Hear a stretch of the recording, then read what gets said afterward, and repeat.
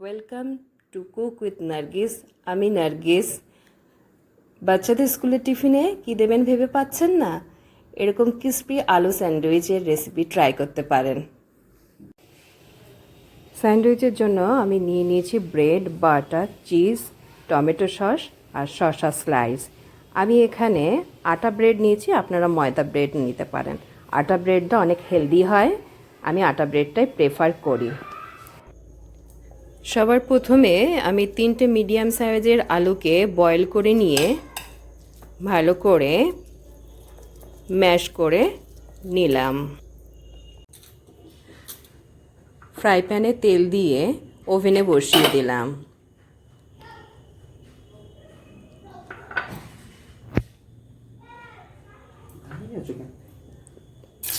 তেলটা গরম হয়ে এসে এবার পেঁয়াজ কুচিগুলো দিয়ে দিলাম। পেঁয়াজটা হালকা ব্রাউন করে ফ্রাই করে নিতে হবে।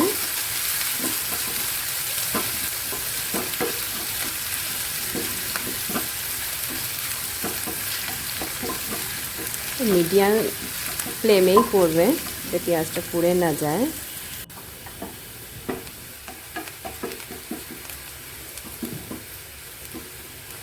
পেঁয়াজ হালকা ব্রাউন হয়ে এসছে। এখন ম্যাশ করা আলুটা দিয়ে দিলাম। আলুটাকে ভালো করে স্প্রেড করে দিতে হবে, ছড়িয়ে দিতে হবে। ভালো করে পেঁয়াজের সঙ্গে মিশিয়ে দিয়েছি।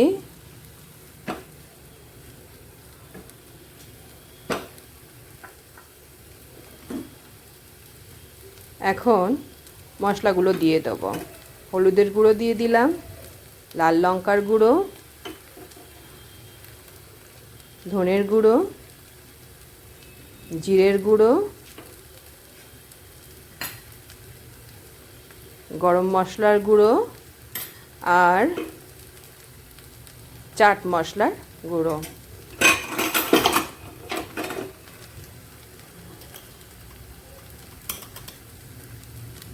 সবশেষে লবণ দিয়ে দিলাম। এখন আলুটাকে মশলার সঙ্গে ভালো করে মিশিয়ে নেব।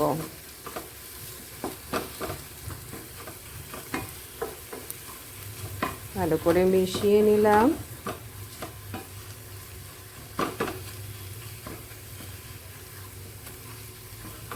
স্যান্ডউইচের আলু ফিলিংটা মিডিয়াম ফ্লেমেই করবেন, এতে আলুটা পুড়ে যাবে না। এবার আমার আলু ফিলিংটা রেডি হয়ে গেছে। এবার স্যান্ডউইচের স্টাফিংটা করে নেওয়া যাক। তার জন্য প্রথমে ব্রেডে আমি টমেটো সস লাগিয়ে নেব। ভালো করে টমেটো সস লাগিয়ে নেব। আপনারা টমেটো সসের পরিবর্তে গ্রিন চাটনি বা চিলি সসও নিতে পারেন, যে যার পছন্দ মতো আপনারা এগুলো নিতে পারেন।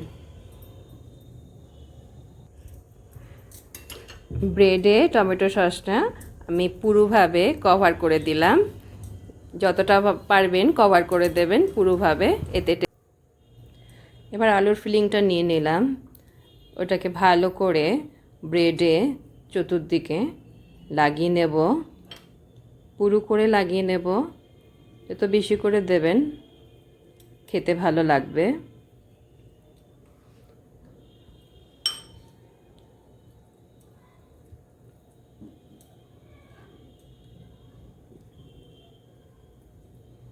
পুরো করে চতুর্দিকে লাগানো হয়ে গেছে।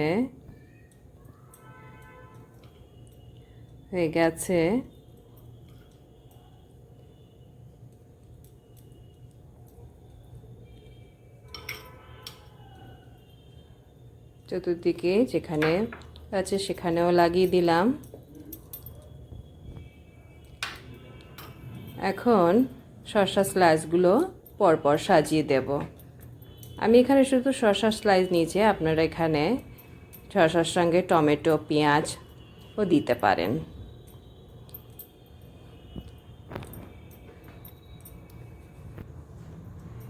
এবার একটা গ্রেটার দিয়ে আমি চিজ ওপর থেকে গ্রেট করে দেব।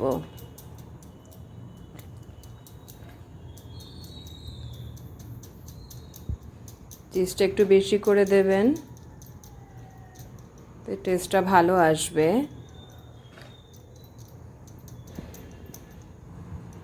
চিজটা গ্রেট করা হয়ে গেছে।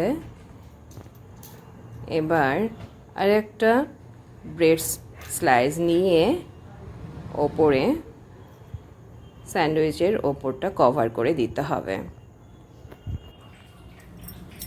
এখন তাওয়া বসিয়ে দিয়েছি ওভেনে, আর বাটার দিয়ে দিলাম। বাটার মেল্ট হয়ে এসছে, আর স্যান্ডউইচের ব্রেডটা বাটারে দিয়ে দিলাম।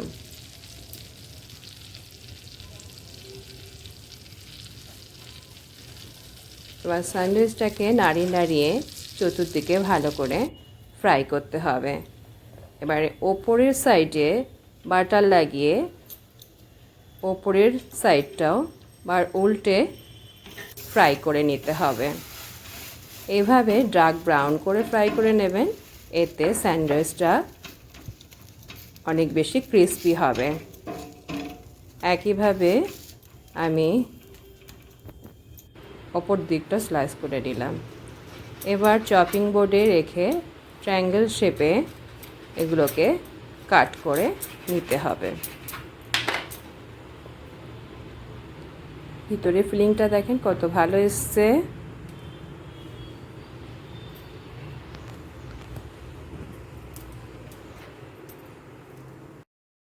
অ্যাট লাস্ট আমার স্যান্ডউইচটা রেডি। আমার ভিডিওটা যদি ভালো লেগে থাকে চ্যানেলটাকে সাবস্ক্রাইব করে দেবেন, বেল আইকনটা ক্লিক করে দেবেন, লাইক শেয়ার কমেন্ট করে দেবেন।